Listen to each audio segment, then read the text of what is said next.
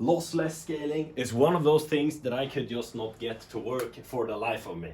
So, how do we get lossless scaling to work on your PC? It's actually super simple. Go to your desktop, right click, go display settings, go down all the way, click on graphics settings, and enable hardware accelerated GPU scheduling and variable refresh rate. If you don't have variable refresh rate or this, it's probably not gonna work too good, honestly. So now, also make sure that your monitor or TV or panel is running at 120 Hz or above. The best motion clarity setting that you have will be the best. So in this case, if you have an overclocked monitor that goes 165 Hz, but the native Hertz is 144, this is gonna look slightly clearer and better at 144 Hz.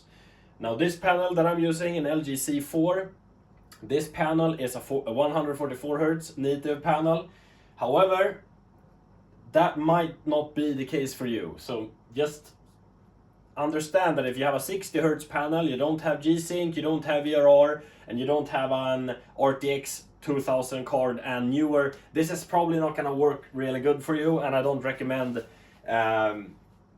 giving too much thought into it. But yeah, in general, if you have a 120 Hz or higher monitor, this should work perfectly fine. So now, it's actually incredibly easy. You're gonna install MSI Afterburner. I'm gonna leave a link to this exact page in the description, making sure it's the right link so that you guys don't get any viruses. I'm gonna do a video also on how to overclock the GPU I just talked about, the 4070 Ti Super, in the future. But for now, when you install MSI Afterburner, you'll automatically be installing Riva Tuner, the real version of Riva Tuner statistics. This is what we need. So we're gonna turn on Riva Tuner statistics after it has been enabled. And we can see the frame rate limit up here. You probably can't see it because it's so small and tiny, the text font. Hopefully you can though. So here's the thing. With this, the most important thing is that we consider our lowest average peak frame rate. So let's say we're playing a game, 4K native ultra settings, and oh my god, for the life of me, we cannot get 60 to 70 peaks. We're only getting... No, wait, what the fuck? We're only getting like 60 to 70 FPS average. Okay, nice. We know that. We are never down at 50 FPS. Then we put 50 FPS here on the frame rate limiter. Why? Well, just to fix frame pacing, and then we can do frame gen on top of that. If we don't do this, it's gonna be absolute crap. I don't actually know the best way to explain this, honestly. It's just, trust me on this one. Please trust me on this one. It's just, you know what? I'm gonna try to explain it as best as I can. Here's the thing. 60 FPS, the frame time graph is 16.6 milliseconds per frame. So the milliseconds in between every frame is 16.6 milliseconds of input delay for each frame. Okay, so to make the perception of motion fluid at 60 FPS, you have to make sure that the frame time graph doesn't fluctuate with the latency in between every frame. It has to always be essentially almost exactly the same. If it fluctuates, 16 and then 4 and then 5 milliseconds and then 30 milliseconds and then 40, it's gonna look super choppy and juddery and not good at all. So when we limit the frame rate 10 under our average frame rate, so if our frame rate on average was 60 and we're putting 50, we will never get frame rate drops underneath. Hopefully, at least. That's the idea anyways. So 50, that's what I'm gonna put, because I know that my games at 4K native ultra settings without any upscaling or whatnot will give me around 60 to 70 FPS on the new modern games from 2024 and beyond. Okay, good. Now we know that. Then we're gonna dial it back by 20 FPS or so. So just to be very, very, very sure that we're getting very good frame pacing. So I'm going to do 50 FPS. However, some of you guys might not be able to handle 50 FPS on your PC as a minimum spec average. Then you're gonna put 40. That's the absolute minimum that I would put, and it still works super good. Actually, you know what? We're gonna do 40 here. Just to help the little man with the smaller GPU. Okay, now we're gonna turn on a game. Let's see which game turns on the fastest. We can turn on lossless scaling. Before you turn on lossless scaling though, you wanna right click on it. There we go, and you're gonna go into updates. No, beta versions. Beta participation, click beta minus beta. Click down this bad boy and it's gonna download the beta. Then you can open up the software. When you open up the software, there we go. Okay, when you open up the software, you'll have this page right here. Now, this is important. 4 times will look garbly in some games if your frame rate isn't locked to 50 or 40 all the time. And sometimes it can mess up with grass and stuff, so depending on the game, I would recommend a 2-time or 3-time. I always love the 3-time, but almost always the 4-time has worked really well. The 4-time, like the higher you go, you can even do custom. The highest I've been able to do is 6. But the higher you go, after 3 times the frame rate, so if you go 3x and above, you're gonna start to notice after 3x that, well, the crosshair is gonna garble more. You're gonna get garbling around the screen, and it's not gonna be super good. You're gonna see the frames kind of swoosh, super bad. So yeah, I'm gonna recommend 3x or 2x. 2x is the fastest with the input lag and responsiveness. However, the dude behind the software has become like a genius at this point. He makes it super good. So the latency is even good now, even at 40 FPS. So yeah, but you have to have a newer card, right? And I have a 4000 series card. So now, what you're gonna do, I'm gonna leave it at 4x. This is important. No, actually I'm gonna go 3x. The first thing you're gonna do, resolution scaling here. You can dial this down to 50 scale. That's what I recommend for everyone. And here you have scaling. You're gonna go mode, auto, full screen. It's maybe not gonna say full screen before it's gonna say auto, then go down, press full screen, good. Sync mode here on rendering, just off. Max frame latency 1, HDR support on, G-Sync support on, draw FPS on if you want that. It doesn't really matter though, but I like to have it on. Now, the next thing that is important, on the screen, right click, display settings, all the way down, graphic settings, hardware accelerated GPU scheduling, variable refresh rate. These 2 are essential. If you do not have this here, it means just your GPU is too old and it's not gonna be able to give you the mitigation of latency that you need and frame pacing to make this work. It's essentially gonna try to offload around 10% from your CPU on your GPU instead. And that might be a bad idea or a good idea, but if you're, it's never gonna be a bad idea, but it could give you a slight increase in performance or a massive increase in performance essentially. If you're CPU bound like crazy, like you have CPU bottlenecks left and right, then this is gonna save your ass. It's gonna help you a ton. You're gonna get like 12 FPS on average more in some games. And then variable refresh rate is gonna help you with frames fluidity and all of that, and it's gonna reduce screen tearing. So now, I am 90% sure we've done every single thing to make this work. Now you can rewatch this entire tutorial if you want, several times. But let's just head into the game now. I'm gonna do Halo Master Chief Collection. And I have to disable the audio so I don't get copyright strike from the Halo music. So, I essentially got this program 3 months ago, and it worked like crap. I couldn't make it work for the life of me, and I was really disappointed. Everyone's hyping up about it, but I couldn't make it work. After enabling G-Sync properly on the PC, it now works. So, another thing that you can do, and this is also kind of important, it doesn't always work inside of full screen mode. So sometimes doing a borderless or hidden windowed mode will work better, okay? So in Halo, I'm actually running full screen mode. No, borderless mode, I think. I'm actually, I don't know actually, because it's not letting me tab out right now. So maybe it is. Fucking PCs, man. Either way, doesn't matter. Let's see. So I've maxed out the settings in this game right now. We're doing 4K Ultra. Yeah, and we're running borderless mode. It's just messing with the... It's a PC, man. That's what it is.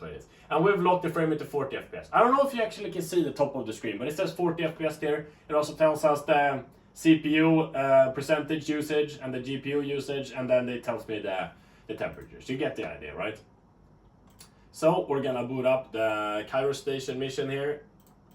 And we have locked the frame rate to 40, even though I could actually do 120, 110 FPS in this game. But this is just to show you how lossless scaling works and how good it is. I'm also recording this video at 60 FPS, just because it's a frame pacing kind of video. It's important to show it off. You're still not really going to be able to see above 60 FPS in the video, but you're going to be able to see somewhat that the image fluidity from 40 to 100 plus is going to look a lot smoother. You're going to see perceptibly that difference, but you're not gonna be able to see the 100 FPS plus. Okay, so we're running maxed out settings right now, and 40 FPS. It feels good enough on a 120 Hz screen. It aligns perfectly well with the frame time graph that I talked about before. So 40 FPS is the middle piece. 50 FPS works really well as well if you have a 144 Hz screen. So that's very good to know. Now, this is epic. We're gonna pause the game, tab out, go into lossless scaling. We're gonna do X3 at first, because then I'm gonna show X4. Now all you have to do is, when you press scale up here in the corner, very important, when you press scale, you have to make sure that you go into the game in under 5 seconds. So you already have to have the game on in the background prepared. If you, by some weird reason, turn on the game whilst you're turning this on, you're not gonna get the effect, because it's not gonna bind to the exe. So you're gonna have to press scale and then quickly go back into the game and then wait a few seconds.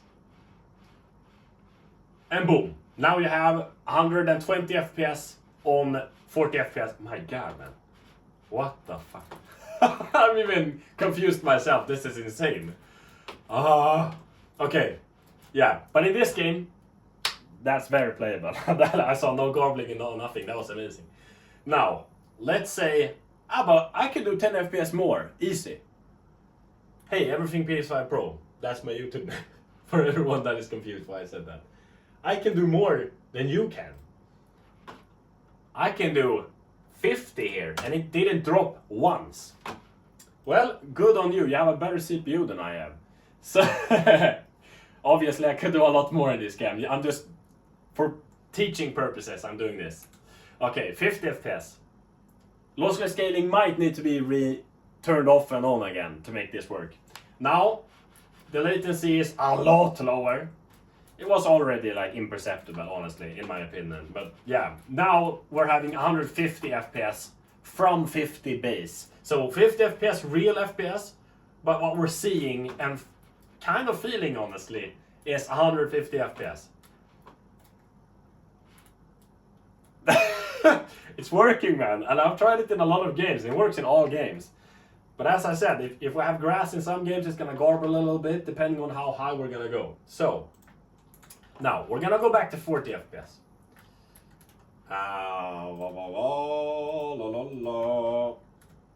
40 FPS, and we're gonna go and do 4x. Oh, 4x, clearly it's not gonna work good, right? You would be surprised. 40 FPS to 160 FPS in motion. And this looks... Fuck, man, this is insane. Yeah, oh man, this is... Like, there is a little bit of garbling on the radar there. I don't care at all, though. It's not an issue. Like, this could make a game super playable. You can see some garbling on the crosshair, but the crosshair in this game is super thick. Like, it's so fat, man. It's absolutely insane. So, the thing is, lossless scaling, why does this happen? It's not a bad software by any means. It's just, lossless scaling doesn't understand what this is. It cannot track its motion, because it's static with motion all around it, so it gets all squishy and it fucks up a lot. It's gonna happen in some games. You can turn off the crosshair or make a smaller crosshair with modding, and this won't be an issue. But for now, this is kind of an issue.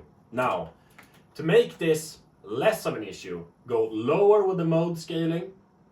We can do X2. I can try that out. It's still bad. So, why is this still bad? It's very simple actually. It's because the low frame rate limit that we have. So if I put, let's say 70 FPS, I think I can do 70 FPS average on this scene. I should be able to. X3, it still garbles. I think it's just, there are too many lines in the background here. I think that's why it's, yeah, you can see. There's nothing in the background now, so it doesn't mess up. So it kind of depends on the background, it seems, as well. Now we're not getting any garbling, you see? So it has to do with a lot of stuff. But as I said, almost no game has this crazy of a crosshair. Like, these are thick-ass lines. So I get why it's messing up. It's not, I'm not blaming this software at all. It works really good in, like, Delta Force and all of the other games that I've tried. It's just the crosshair is just insane in this game. Okay, so yeah, maxed out settings, Halo 2, 4K native, and it feels like we're getting 210 FPS, and we have locked it at 70 FPS right now. This is definitely playable. This is how I'm gonna play in the future. I'm definitely never gonna change this. That's just hands down. It is what it is, man. I'm never gonna leave this. I'm gonna use lossless scaling all the time now. Now, as a last resort kind of thing, if it didn't work for you, you might have to go into the Nvidia control panel. I'm gonna change this back to 50. That's the best point for me on my PC. So when you're in the Nvidia control panel, right, you're gonna, on the left hand side here, you're gonna see setup G-Sync. You're gonna turn it on and then enable for windowed and the full screen. Then make sure that this is nicked as well. Then click down in the right corner, apply. Go up to manage 3D settings. Now you can copy my settings here. These are my final settings. I'm not gonna change these settings ever. They are so good, but it's up to you. So the important thing here that we need to check out, it's the power management mode, prefer maximum performance. It's gonna allow your GPU to run at max speeds, like 100% all the time. So when you boot up a game or tab out of a game and in and back, it's not gonna fluctuate with the performance. You're gonna still have the peak performance. And we have monitor technology, G-Sync compatible, and then low latency mode, ultra. Then we're done. Go down in the corner, apply. I'm 90% sure there isn't anything more to talk about. Make sure that on change resolution, you have your resolution, that you have the native one on your display. You do 144 or whatever your monitor can do. If you can do more, do more. And down here, press use Nvidia control settings. Highest 32-bit, RGB, full, and then the highest bit that you can do. Now, guys, you're done. You're ready to game, and this is gonna work in all games. This is, I'm mind blown by this. I'm not hyping up as much as I did yesterday. I actually did record a video, but the recording just didn't really become that good, so I trashed it. But I was way more hyped back then. I've been doing this for like 8 hours straight now, so I'm I'm a little desensitized by now. But yeah, if you have any issues with this whatsoever, write me in the comments and I'll help you guys out. Hope you guys subscribe, like the video, and just, I'm gonna talk about overclocking this GPU in the next video, so that you guys can get, like, it's an insane 10 to 20 FPS more in 4K ultra settings in all games. Thank you guys for watching. More than before. That's important to say. 20 FPS more than before on average. Thank you guys for watching, and I'll see you guys in the next one.